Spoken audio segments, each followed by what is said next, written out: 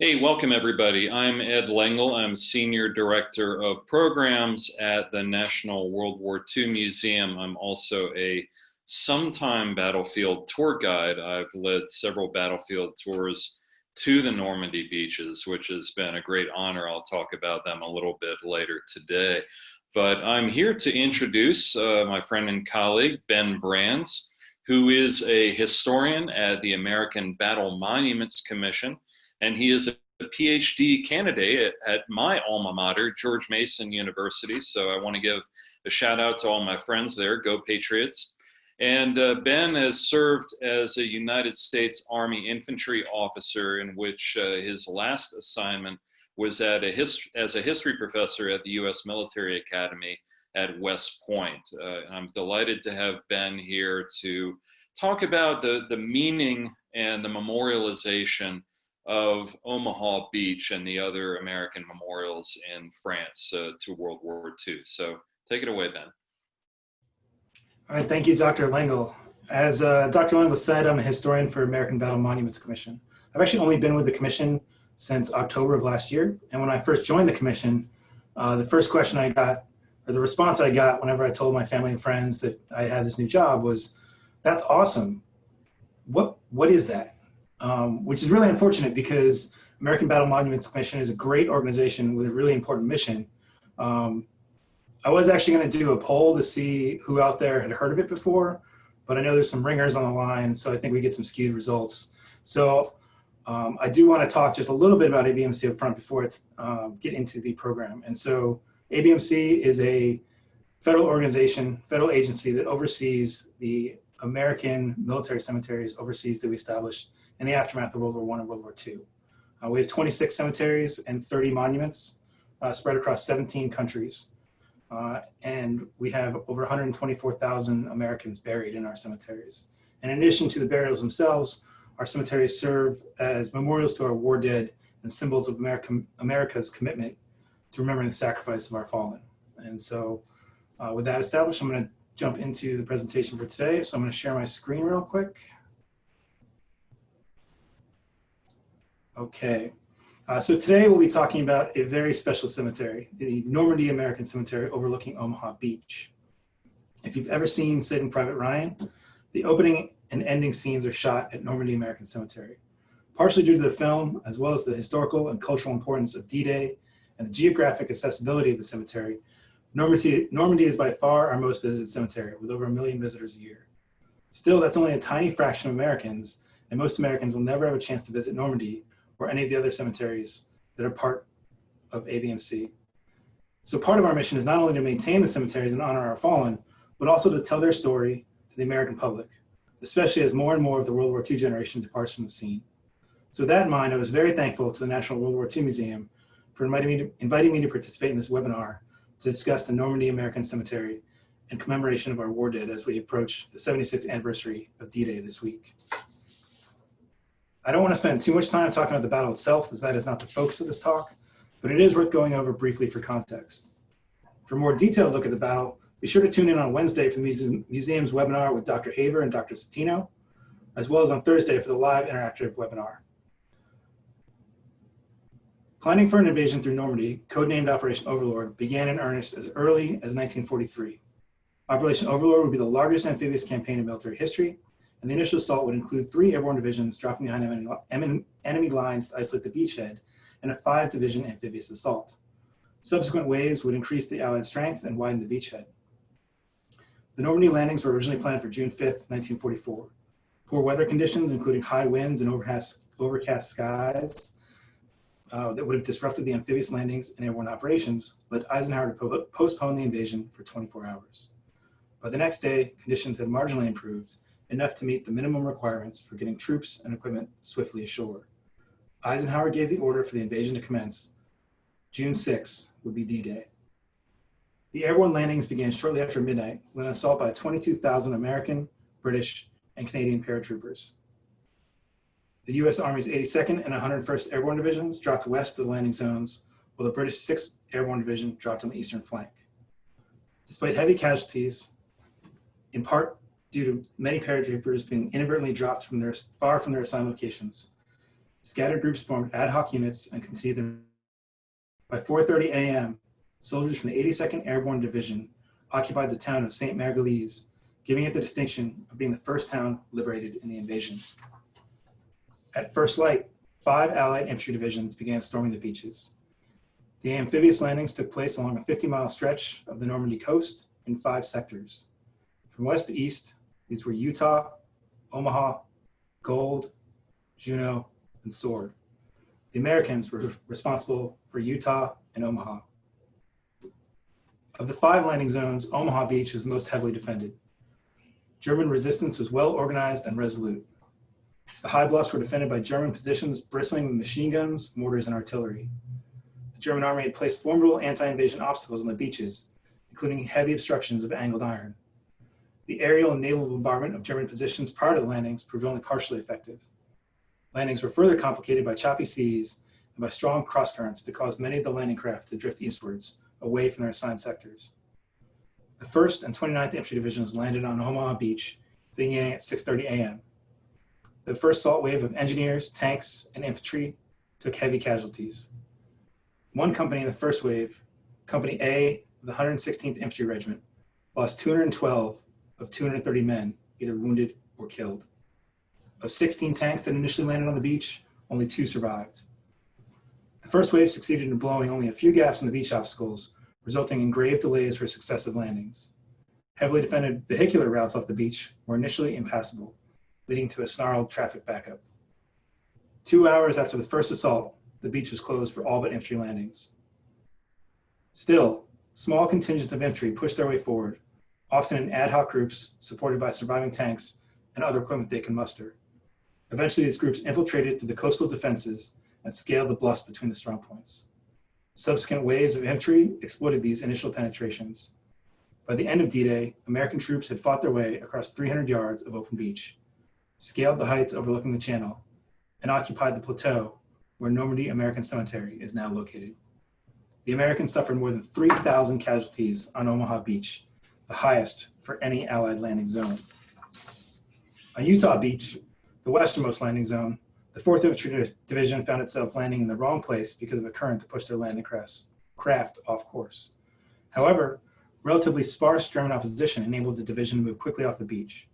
By early afternoon, the 4th Infantry Division had succeeded in linking up with elements of the 101st Airborne Division. This ahead of schedule inland advance made Utah Beach landings a near complete success. By the end of D-Day, approximately 156,000 Allied soldiers had landed in Normandy, including 73,000 Americans. Casualties have been heavy, especially among the first wave at Omaha. We will probably never know the exact cost of D-Day, as the units fighting for their survival were less concerned about keeping proper records than when winning the fight and getting off the beach. It was some days before units were able to establish their normal administrative and reporting operations, and for this reason, many killed on D-Day were initially listed as dying later. The typical casualties cited for D-Day are 10,000 total Allied casualties, with 4,400 dead. 6,000 of these casualties were American. In recent years, the National D-Day Memorial in Bedford, Virginia, has undertaken a concentrated effort to account for the dead of D-Day, and has so far recorded 2,502 Americans who died on D-Day, with at least 1,235 of those on Omaha Beach. While commemoration is the mission of the American Battle Monuments Commission, it did not begin with us. For many of the fallen, commemoration began immediately upon their death, with their immediate comrades. This could take the form of something as simple as a comrade taking a memento to remember a fallen soldier by, or by taking a few minutes to remember their favorite story of the fallen. Often, once there was a lull in fighting, units took the time to create temporary memorials to their lost, such as the one pictured here from the 82nd Reconnaissance Battalion. One of the more famous stories of immediate commemoration from the D-Day campaign was Major Thomas D. Howie, or the Major of St. Lo, a key town inland from the beaches. Major Howie landed on Omaha Beach on D-Day with the 29th Infantry Division, and by mid-July was leading a battalion in the assault on St. Lo. Howie was killed during the attack on July 17th, but the next day his troops carried his body into town on a jeep so that he would be the first American into St. Lo. His flag-draped body was placed in the ruins of a church, and the famous photograph shown here symbolizes both the respect his men held for him, as well as the sacrifice of American service members in liberating Europe. Major Howie is buried in Plot G, Row 14, Grade 12, at Normandy American Cemetery. After the initial marking and commemoration taken by their individual units, the dead next came under the care of the Graves Registration Service. These troops were responsible for collecting, recording, and burying the dead in the immediate aftermath of battle. Coming ashore as early as the afternoon of D-Day, the GRS troops immediately began identifying temporary cemeteries and collecting and burying the casualties of D-Day. This was important both to show proper respect to the fallen, but also for the morale and sanitation of the surviving force. All of the reinforcements for the buildup had to come through the invasion beaches, and marching fresh troops past the bodies of their comrades would obviously have a disastrous effect on morale. The current Normandy American Cemetery, known then as St. Laurent Cemetery, was one of 8 cemeteries built in the vicinity of the invasion beaches by GRS troops by June 10th, only 4 days after the initial landings. A GRS volunteer even landed with the 82nd Airborne to begin marking burial collection points behind enemy lines in the early hours of the invasion. St. Laurent itself was established on the bluffs overlooking Omaha Beach, giving it a powerful visual and historical connection to the battlefield. It was the first cemetery established by American troops in France. The current path leading from the beach to the cemetery roughly traces that taken by American troops on D-Day as they fought their way off the beach. As a former superintendent at Normandy said, the battle came right through here. And while the cemetery was chosen by GRS largely due to its suitability for burials and proximity to casualties, this location gives Normandy American Cemetery one of the most emotionally powerful vistas of all American Battle Monument Commission cemeteries. As a temporary cemetery, the focus was on accurate record keeping rather than developing a commemorative site in the nature of ABMC's more permanent cemeteries. Still, much effort was taken to treat the dead with respect, and the cemetery was laid out on orderly lines and kept in the best condition possible given wartime conditions. Simple crosses of white painted wood marked the graves, and local French citizens came to decorate the graves here and in other temporary cemeteries with flowers on Memorial Day and other occasions. As the war came to a close, the nation had to decide what to do with the over 270,000 dead interred overseas. During World War I, there had been a fierce debate over whether to leave our fallen soldiers overseas or bring them home. It was eventually determined to let the next of kin decide whether to repatriate the body of their loved one at government expense or to leave them overseas to be interred in a permanent military cemetery kept in perpetuity by the United States government. Approximately 40% of kin chose to leave their fallen loved ones overseas, resulting in the creation of 8 permanent World War I cemeteries. In 1923, the American Battle Monuments Commission was created by Congress to design these cemeteries as well as the memorials to the American Expeditionary Force across the battles of World War I. The commission embodied the commitment of the United States government and people to forever honor those Americans who gave the last full measure of devotion to their country. In total, 30,973 Americans were buried in the American Battle Monuments Commission's World War I cemeteries. The First World War thus provided a model to follow after World War II, and in 1946, President Truman issued an executive order extending ABMC's authority to include designing and maintaining overseas memorials and cemeteries for World War II, in addition to World War I. Between 1947 and 1948, as in World War I, families were given the choice to have their loved ones' remains repatriated to a cemetery of their choice or have them interred overseas. Again, approximately 40% chose to leave their family members overseas. Unidentified remains, commonly known as the unknowns, of which there were over 20,000, were left overseas by default. Thus, 92,958 Americans would be interred in the permanent World War II cemeteries. The World War II cemeteries were intended not just to be convenient locations for the interment of these dead, but also to serve as permanent memorials and commemorative sites. Their selection and design was thus attended with significant symbolic and emotional work. As completed, these cemeteries embody both the nation's commitment to honoring its war dead, as well as America's commitment and sacrifice to secure freedom across the world. Also, unlike in World War I, it was early on decided to avoid any building program of significant memorials or monuments outside of the cemeteries, leaving the cemeteries to fill both roles. For this reason, the ceremonial architecture of the World War II cemeteries is generally more elaborate than their World War I counterparts, including expansive walls of the missing, large battle maps, expanded memorial buildings, and a large number of sculptures. With its authority clearly established, one of the first tasks for the Commission was the selection of the sites for the permanent cemeteries. At war's end, there were 290 temporary GRS cemeteries in operation, and the consolidation of these into permanent cemeteries, as well as the repatriation of bodies to the United States, would take several years. While the Commission was fully in charge of the design of the cemeteries, it would have to work with the Army, and more specifically, Graves Registration Service, to select which cemeteries to transform into permanent cemeteries. Moreover, GRS would be responsible for all disinterments, movement of remains, and reinterments, and the cemeteries would remain under GRS control until this was complete. ABMC and GRS developed a set of guidelines for selecting the permanent cemeteries. The ideal cemetery would have a pleasing site and surroundings and be free of hazards such as flooding, be easily accessible to visitors, and bear an identifiable relationship to military operations from the war. Ideally, it would be situated on ground liberated by American forces. The pool of possible locations was to be drawn from the existing temporary cemeteries, with the larger cemeteries being favored to ease the logistics of moving remains. St. Laurent fit these criteria to a T. Indeed, it is hard to imagine a location more appropriate and moving for the permanent interment of our American war dead. By 1947, St. Laurent was officially selected to be one of the 14 permanent cemeteries, with 1 in the Pacific, 1 in North Africa, and 12 in Europe. And the name of St. Laurent was officially changed to Normandy American Cemetery in February 1948.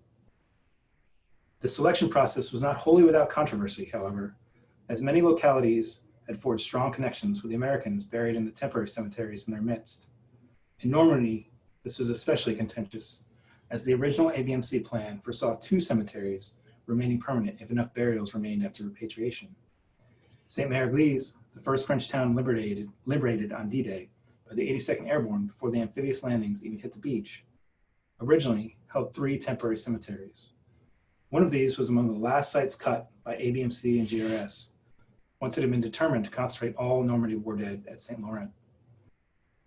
The town had been requesting a permanent cemetery almost since the close of the war, and even after the final decision, the mayor of Saint-Mère-Église requested that the Americans let Saint-Mère-Église have the body of an unknown, to care for, to go and visit him and pray, and care for his grave, as a symbol of the hundreds and thousands of heroes who would be moved from our soil.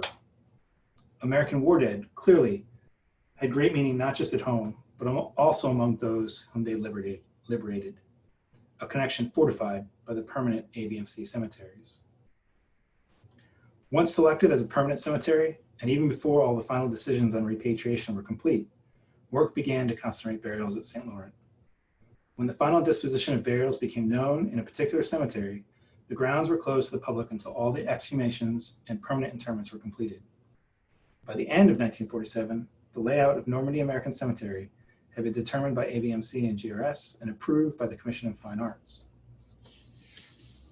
The land for Normandy American Cemetery, as in all World War II cemeteries, was purchased by the host government, in this case France, and provided to the United States and the American Battle Monuments Commission in perpetuity, with ABMC given complete freedom to use and develop the ground as a memorial without taxes, fees, or rents of any sort.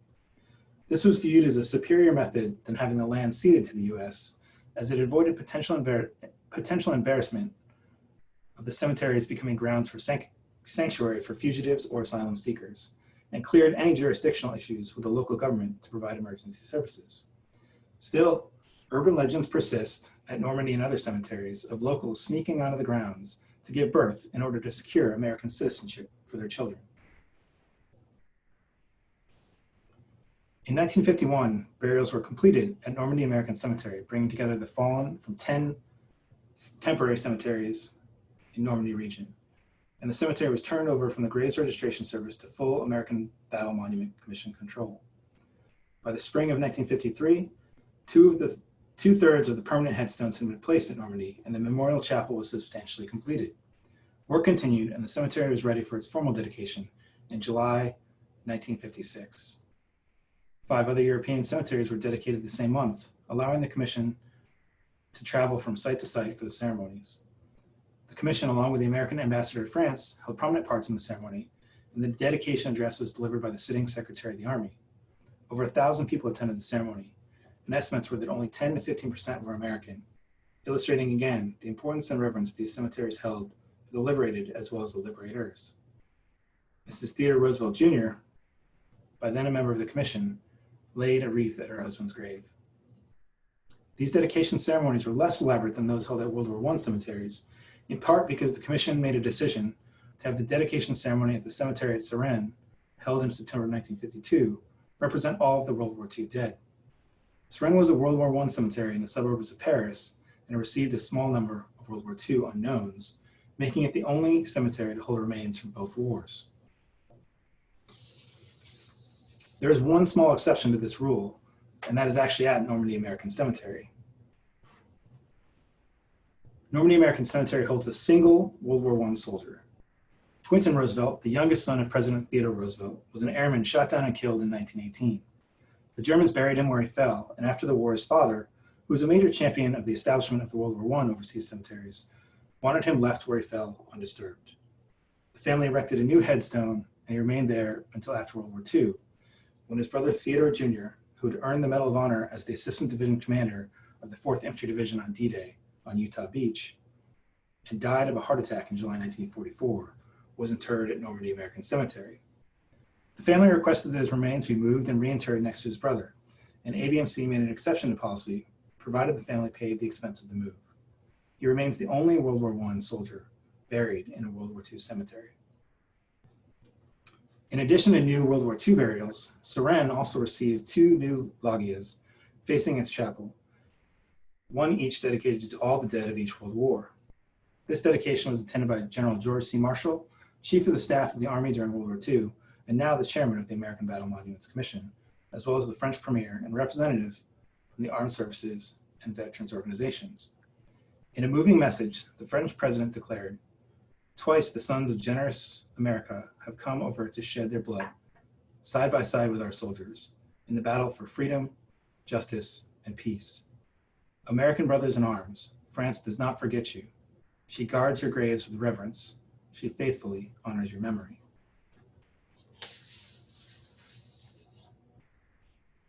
As completed, Normandy American Cemetery is a cross-shaped with 10 grave sections, 5 on each side of the main east-west mall.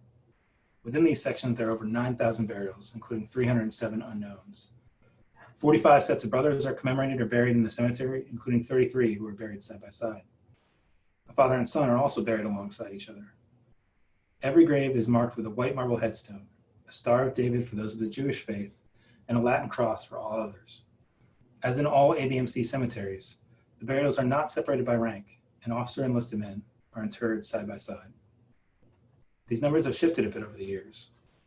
While Normandy American Cemetery is generally closed to new burials, as are all American Battle Monument Commission cemeteries, an exception exists for discovered remains of World War II deceased, whose families have the option of burying them in one of our cemeteries. A sailor recovered during salvage operations in the English Channel was buried at Normandy in 2018, and another burial is scheduled for the summer. The sailor buried in 2018 is also one of the sets of brothers. His ship, LST 523, was sunk by a mine on June 19, 1944. Included in the dead were twin brothers Julius and Ludwig Piper. Their father had requested an exception to allow the two to serve on the same ship, which was against Navy policy following the loss of the 5 Sullivan brothers in the Pacific. Ludwig's body was found and interred at Normandy, but his brothers remained missing. In 1961, a salvage company recovered the LST and discovered one body in the ship's radio room. The body was buried as an unknown. In 2015, a high school student from the twins' hometown was doing a history project on the brothers when she discovered a story about the recovery and reasoned that as the twins were the only 2 radio operators on the ship, the unknown remains had to be Julius. She contacted the Defense POW MIA accounting agency, and DNA testing confirmed the identification. Julius was laid to rest in Normandy American Cemetery on June 19, 2018, 64 years to the day after his death. This brings up another cause in the flux in numbers at Normandy and other ABMC cemeteries. In recognition of America's promise to its fallen soldiers and their families, the Defense POW MIA accounting agency is committed to identifying all World War II unknowns and is in the process of disinterring unknowns for our cemeteries for movement to their lab in Hawaii to continue to attempt to identify the fallen. ABMC has recently approved a rosette for engraving on the headstones of unknowns to note that they have been disinterred. The headstones themselves will remain in place over empty graves. This is because in addition to the memorial architecture of the cemetery, the burials themselves can be considered a commemorative work of art, with the rows of uniformly arrayed white headstones conveying sacrifice and scale in a way that cannot be replicated by a simple sculpture or building. For this reason, once a next of kin made the decision to have their loved one buried overseas, it was irrevocable, an issue ABMC still deals with on an annual basis. In addition to the headstones, Normandy American Cemetery is marked by elaborate memorial architecture and art, with a memorial building, garden of the missing, chapel, and other art and landscape architecture. The memorial area is organized around a 22-foot tall bronze statue, the spirit of American youth rising from the waves, facing west toward the headstones. The symbolic figure is a reminder of the youth of the D-Day troops and the heroism they displayed. The stones set in the memorial area floor are from Omaha Beach. The memorial is flanked by a semicircular limestone colonnade, and at each end of the colonnade is a loggia containing maps of the operations and battle narratives in English and French. The map of the south depicts the Normandy landings, while the map on the north depicts Allied movements through Western Europe from D-Day until the German surrender in 1945. Behind the memorial area, the semicircular walls of the missing are inscribed with the names of 1,557 Americans who lost their lives in the invasion of Normandy and associated operations, but whose remains could not be located or identified. Bronze rosettes mark the names of those recovered and identified since the walls were inscribed. Facing west at the memorial, the reflecting pool is in the foreground. Beyond are two flagpoles where the American flag flies daily, and the burial area with a circular chapel. The cemetery chapel is constructed of limestone and granite. Directly above the chapel door is an engraved replica of the Medal of Honor, the United States' highest military honor. 3 recipients of the medal are buried at Normandy.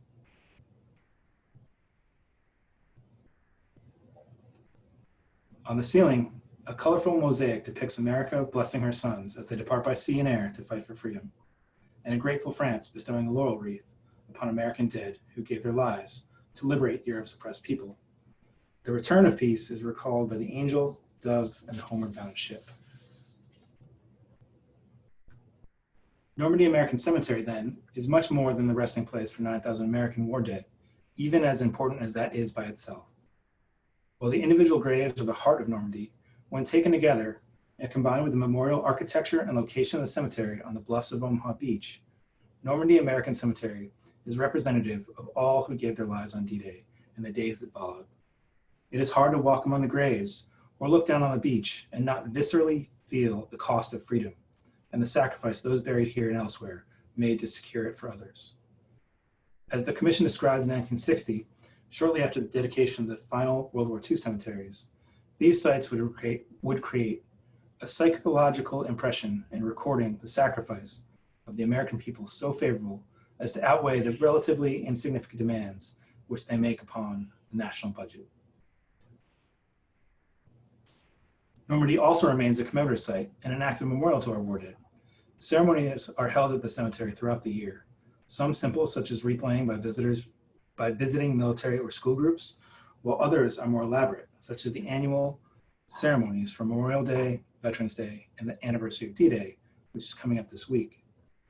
This year's ceremonies have been a little different with the restrictions placed by coronavirus, but the American Battle Monuments Commission continues to remember and honor the fallen, even in times like this.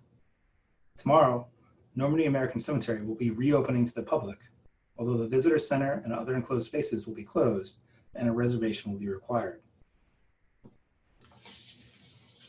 In addition to remembering and honoring the dead buried in our cemeteries, as time has passed from the end of the war, the American Battle Monuments Commission's mission has shifted to include educating the American public on the sacrifices made by American veterans in all wars, but especially those of World War I and World War II. To this end, on June 6, 2007, a visitor center was opened at the Normandy American Cemetery. The visitor center puts D-Day landings and subsequent campaigns in Europe in perspective and underscores Operation Overlord as one of the greatest military achievements of all time. Using personal stories of participants, a mix of narrative text, photos, films, interactive displays, and artifacts, the 10,000 square feet of exhibit space portray the competence, courage, and sacrifice of the American Armed Forces and their allies. ABMC has also worked to expand this educational mission to those who cannot make it to Normandy American Cemetery.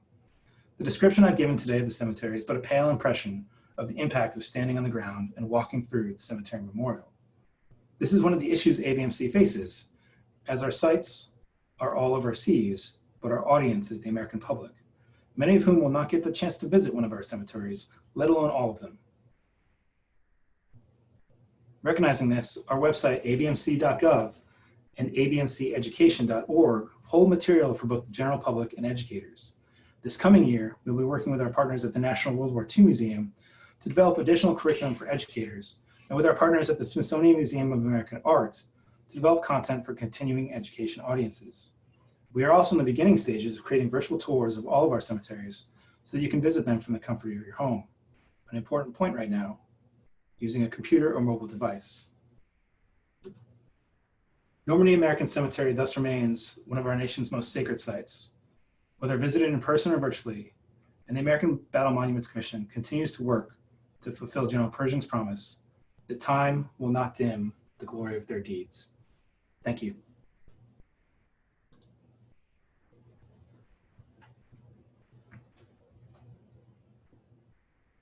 I believe you're on mute. Thank you, Ben. Thought I'd clicked unmute, but it didn't work. That was a great, very moving presentation, and we have several comments. And before we get to those, I have a very brief series of photos I'd like to share.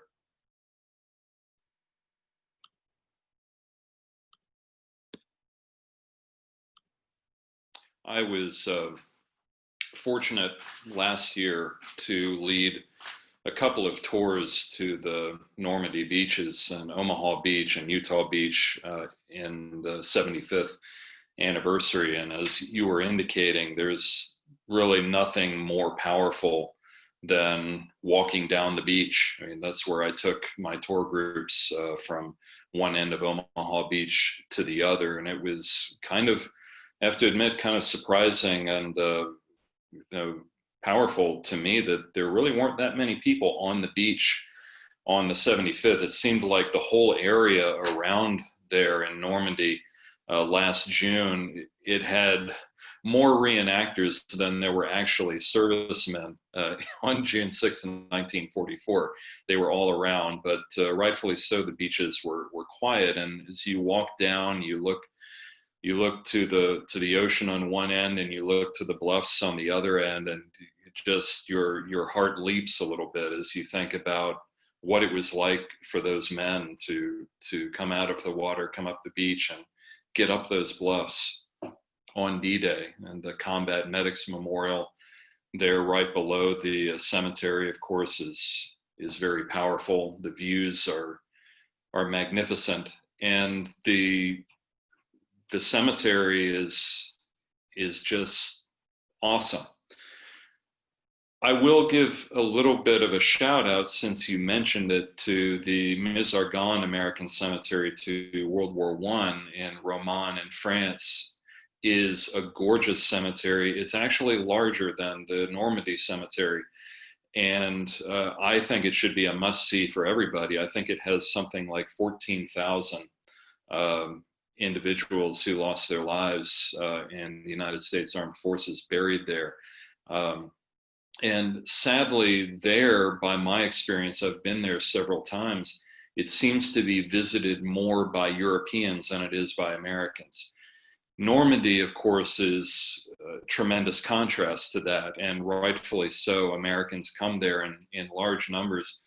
And these photos were taken on June 6th of 2019 for the 75th anniversary, right before the ceremonies.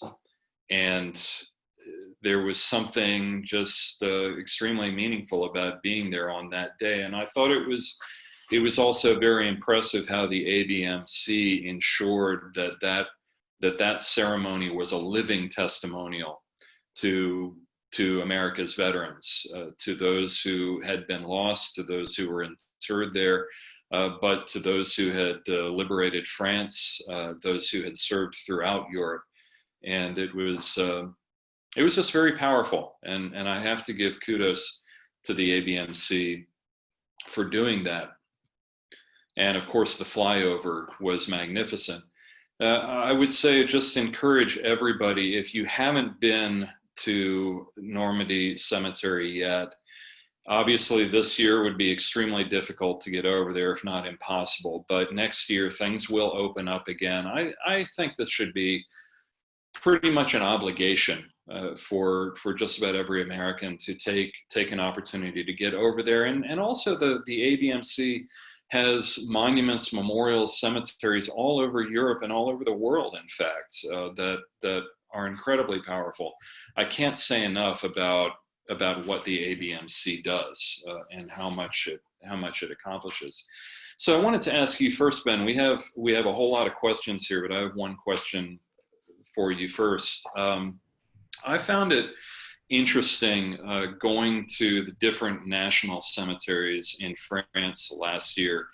One to some of the German official cemeteries, which have kind of a darkness to them. They have a heaviness, a weightiness to them.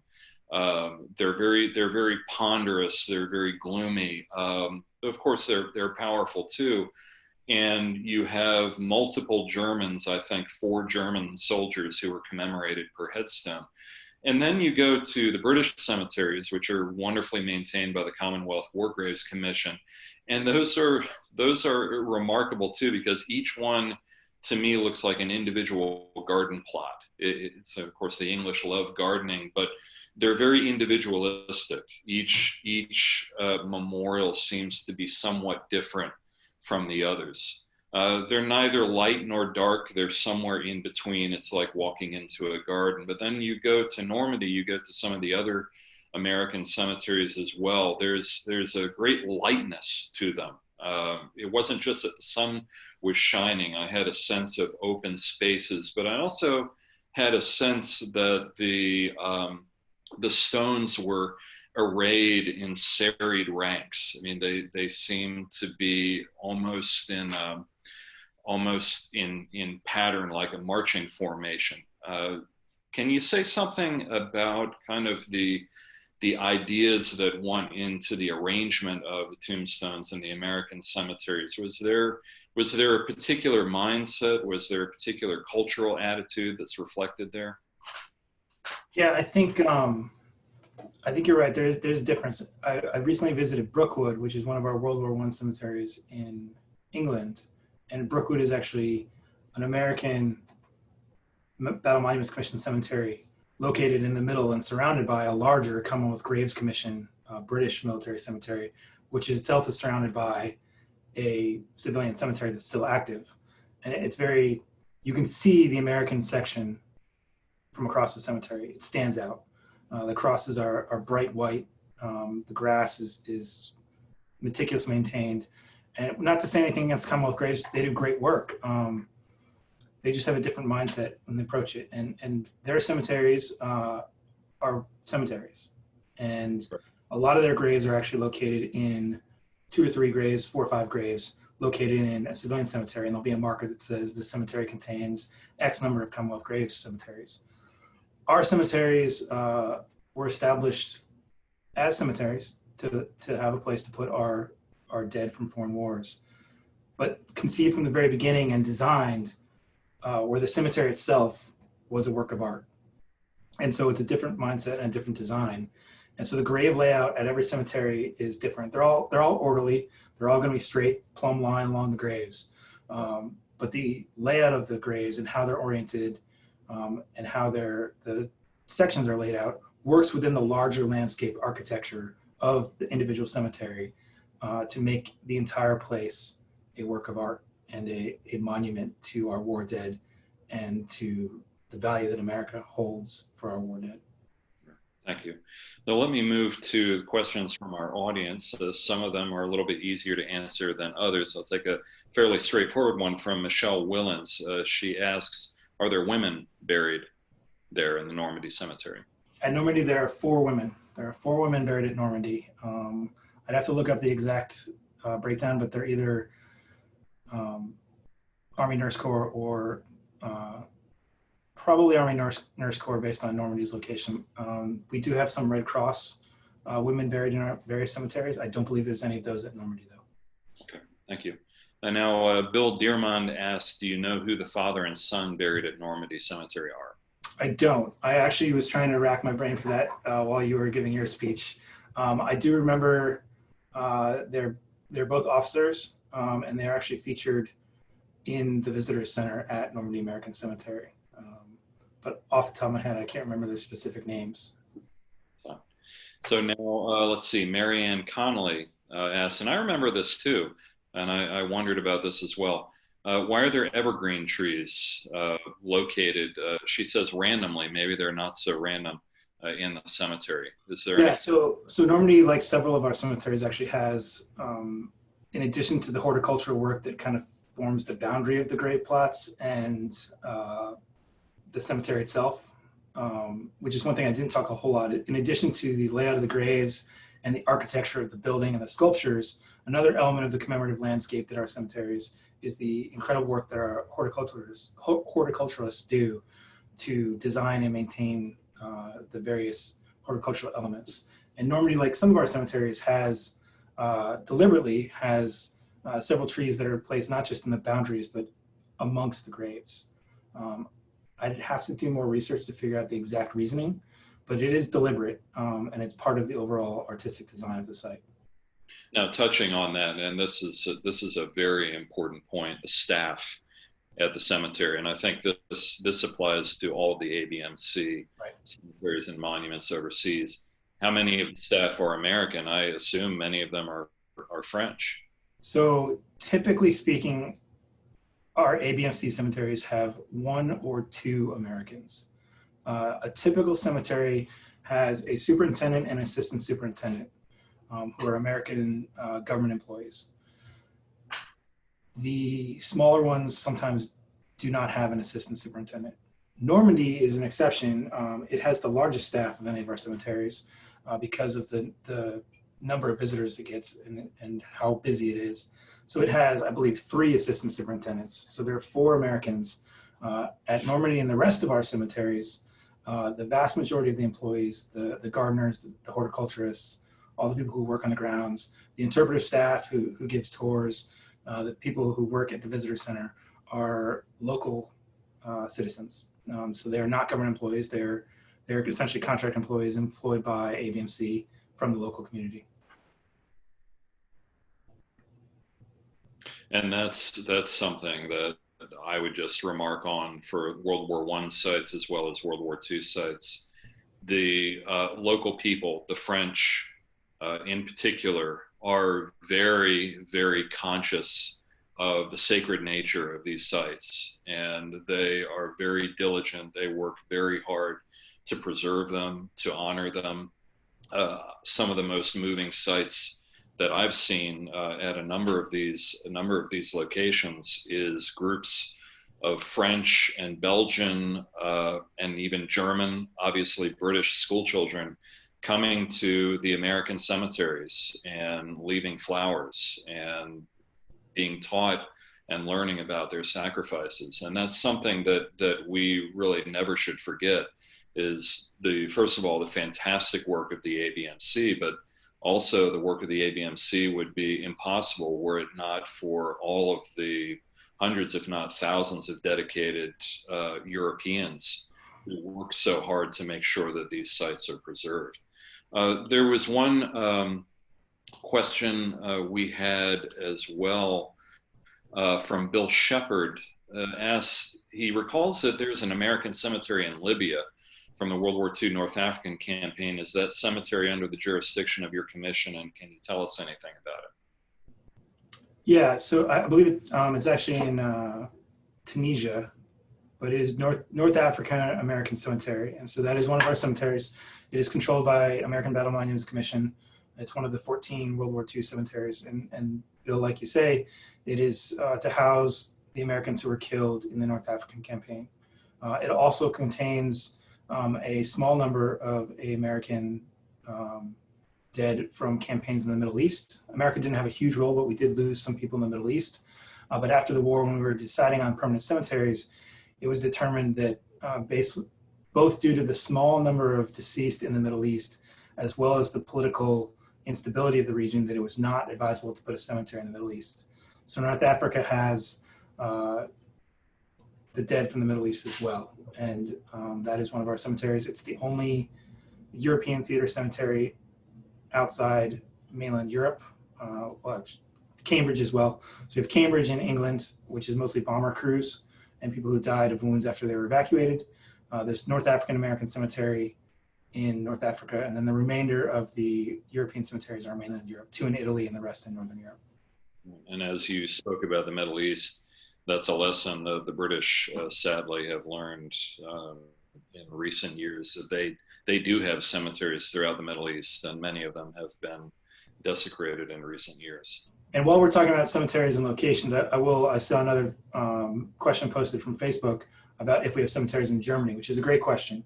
Obviously, the last month of the war is basically fought across German soil, but America had a policy even during the war that we would not bury our soldiers in enemy soil. And so every American Battle Monument cemetery is in friendly soil. It is in a country that was our ally during the war.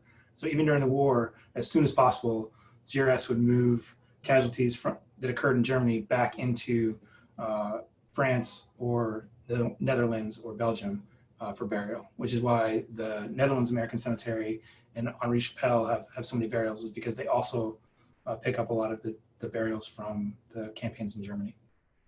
About the location of our graves and cemeteries and visitation as well. This is a question of my own. I think one of the most beautiful and magnificent moments in the history of our country is the Gold Star Mothers campaign after World War I. And you think about a country that was in the grips of the Great Depression, and yet the government went out of its way to fund tours for the mothers of the fallen. Both white and African American, incidentally, although they were segregated into different groups, to go over to Europe and to see the cemeteries, to see the graves of their children, and to see the places where they fought. Was anything of the like ever considered after World War II? Yes. So Marshall, General George C. Marshall, who is the chairman of American Battle Monuments Commission, actually pushed very hard for a similar event in World War II. And actually he actually believed Gold Star Mother trips were great. And his criticism was that because they had waited so long between the end of the war and the Gold Star Mother trips, the effect they didn't get that he wanted to get was to encourage the families currently making the selection about whether they were going to repatriate or inter their kin overseas. He felt that if the government came out early after the war and promised that we would do a similar thing for World War II, they would encourage families to leave their next of kin overseas because they knew that they would get to visit them. Mm-hmm. And he actually makes a comment about, he remembers after World War I being so saddened to see all of these American soldiers who their families chose to repatriate them, and they repatriate them to Arlington National Cemetery. And he says he's gone to these mass interments of World War I soldiers at Arlington National Cemetery that none of the family attended because they lived all across the country. And while the government eventually agreed to send the Gold Star Mothers overseas, that was not provided if you brought your family home. Once the Army delivered your loved one to the cemetery you designated, it was then the family's responsibility to upkeep all the other expenses, unless you were put in a national military cemetery. Sorry, my office is above the police department, and there's some stuff going on this week. But no, I don't know why they ended up not doing it. I haven't looked into that specifically, but the commission really wanted to do that, and they wanted to come out early and say that they were going to do it in order to influence the family's decisions. Can you say something about there were some people, both after World War I and after World War II, who assumed that the graves should be segregated by race, by religion, by what have you. Can you say something about General John J. Pershing and how he prevented that, as I understand it, from taking place? He said, mix them up. Yeah. I mean, Pershing was So General John J. Pershing was the commander of the American Expeditionary Forces in World War I. And after the war, he became the first commissioner of the American Battle Monuments Commission, a position he held up until his death and through World War II. And he was very involved, much more involved than any chairman we've had since. Intimately involved in every decision. He would visit all of the sites overseas every year while they were being constructed. He would stop construction on sites if something didn't meet his standards. But one of the things he was adamant about was that burials in ABMC cemeteries would be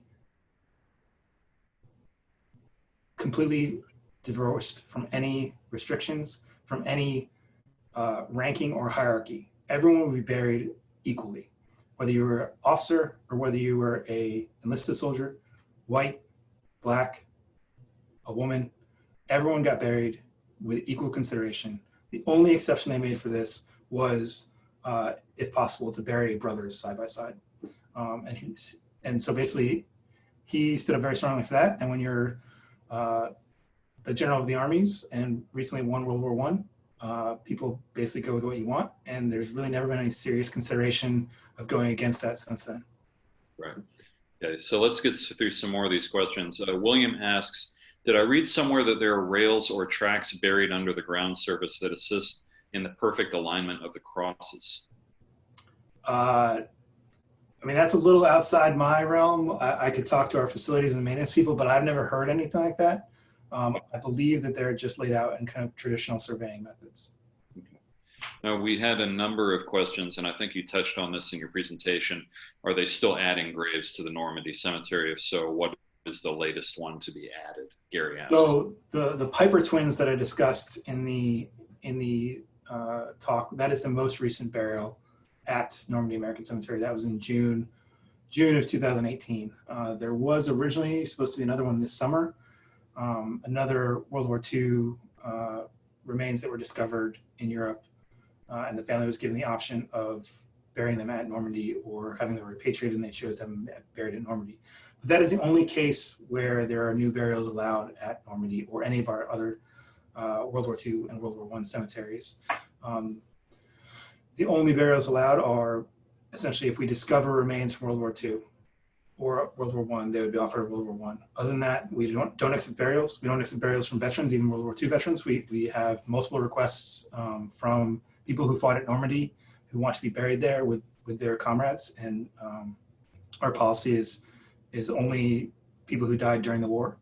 And part of that is that, like I said, unlike many cemeteries, our cemeteries are designed as works of arts. And so massive additions would run into the issues that Arlington National Cemetery is having with space. It would change the flow of the cemetery. It would change the design of the cemetery. We are doing some disinterments of unknowns right now for attempted identification, but like I said in the talk, we are leaving the headstones in place and just marking them as being disinterred for identification. And you mentioned the work of the Defense POW Accounting Agency, which is still very active. There's still, I don't know off the top of my head how many missing there are from World War II in the European theater, but there's still quite a few. So I imagine some are turning up from time to time. Let's see, Vincent asks, how do you find out where an Allied soldier is interred? And I assume that's something that you can find out through the ABMC, through your... Yes, so if it is a soldier who was buried at an Arlington Battle Monuments Commission cemetery, if you go to our website, abmc.gov, the first landing spot there is a search that will search all of our grave sites. So if you have someone you're looking for and you want to know where he's buried, go to our website and put his name in. There's an advanced search feature, so you can search by branch of service, unit, date of death. The issue here is that it only covers American soldiers who are buried at our cemeteries. So if you're looking for someone who died in World War II and they're not buried in an ABMC cemetery, if their family chose to repatriate them, we have no data on where they are buried. Okay, and that touches on repatriation, pardon me. One of the questions about South Korea and Vietnam, of course, it's been the policy of the United States since World War II that all remains will be repatriated. Is that right? Right. Yeah, that's why we only have World War I and World War II cemeteries for ABMC. Um, there's been a kind of evolving since the country started, an evolving way that we look at and think about our war dead and policies on how the government deals with war dead. And so for World War I and World War II, you had these overseas cemeteries. Now, ABMC does have a couple of cemeteries that fall outside that. We've got a cemetery in Mexico from the Mexican-American War, and we have a cemetery in the Philippines in addition to Manila American Cemetery. We have Clark Veterans Cemetery, which is a veteran cemetery, and then we have one in Panama. And both Clark Veterans in the Philippines and Panama are run more like VA cemeteries. They're still open for burials as long as you served, and so we're still accepting burials there. But for the World War I and World War II, they're closed. And then after World War II, when we get into Korea, which is amazing because we're still building the World War II cemeteries at this point, very rapidly in Korea and going forward, we make a policy of concurrent return, where as soon as physically possible after the recovery of the body, we will ship it home. So what you have seen in Korea and Vietnam down to the war in Iraq, war in Afghanistan today is that if an American dies overseas, the government's primary concern is getting his body home to his family as fast as possible. Now, there's still authorized burial in Arlington National Cemetery, in other national military cemeteries across the country, but we are no longer burying overseas. And there's a lot of reasons for that are probably a dissertation by itself. One of the things, though, is that we've always had a policy that we only bury our dead in friendly terrain, and we just don't have wars where we fought on friendly terrain since World War II. So we have time for, I think, just a couple more questions. Since you mentioned the Philippines, James says, years ago, I was stationed in the Philippines and visited the National Cemetery in Manila. When the bases were shut down, I wondered if there was ever any political pressure from the host countries to remove the cemeteries. So actually, no. Actually, somewhat the opposite. So Manila American Cemetery, when the base was shut down, was already an ABMC cemetery, is an ABMC cemetery from its inauguration. So there's no breaking continuity there. There was no pressure for us to turn it over. Clark Veterans Cemetery was run by the Air Force. And when the base shut down, Clark Veterans Cemetery was actually initially turned over to the Philippine national government for administration. And they essentially contracts probably not the right word, but this system they had after those bases shut down and the Air Force was no longer there is that the local chapter of the Veterans for Foreign Wars, or one of the local veterans organizations, I can't remember if it was Veterans for Foreign Wars or American Legion, but the local chapter of the veterans organization took over the administration of the cemetery until they basically could not financially keep up with running it, at which point it was turned over to us. And so we have run Clark Veterans Cemetery since the early 2000s. And there was at no point was there pressure for us to turn it over to them. In fact, they worked actively to get us back in the picture. Since you mentioned cemeteries not being on enemy territory, Stephen Gold asked a question. I think I know the answer to this, but I'll throw it to you anyway. You mentioned that no soldiers were buried on enemy territory. How about the two World War II cemeteries in Italy, in Florence and Rome? Yeah, we kind of we fudged the answer on that one, right? Because Italy switches sides for the last part. So essentially Italy ended the war as an ally, and so we are calling that friendly terrain. But yeah, it's a bit of a mental jump. Although, I mean, you do read. I was reading a book by one of Ernie Pyle's books last night, and he talks about how the Sicilians and Italians treat them more as liberators than enemies, even while Italian soldiers are still fighting against them. So, and the Italian public has been very receptive to our cemeteries and very supportive of them. So, and I'll leave this open to you to ask you for any final comments, although Gary asks when the cemeteries in Europe will reopen due to the virus. You said that Normandy is already reopened this week, I think. All of our cemeteries are opening tomorrow in France. All of our cemeteries in France are opening tomorrow with the exception of, I think, there's one cemetery that's not opening until the 6th. Okay. But most of our cemeteries open tomorrow. Right. Now, Normandy, because it's so big and draws so many people and the D-Day anniversary is coming up, Normandy is opening, but it is requiring a reservation for you to visit the cemetery. Okay. Well, thank you, Ben. This has been great spending time with you.